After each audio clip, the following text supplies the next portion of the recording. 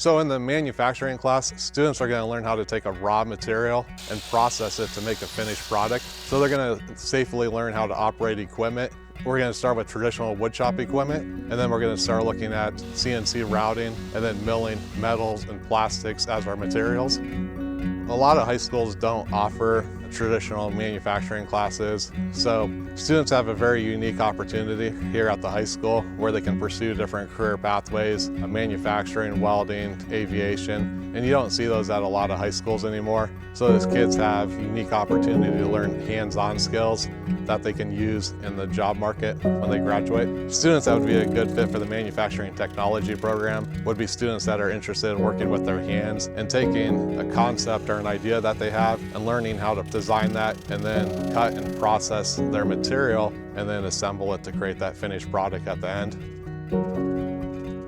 So I like working with each student individually to teach them the skills to properly use the equipment, how to read the plans, and how to come up with that finished product so that they can have a quality project at the end of the day and they can take pride in the work that they've done in class.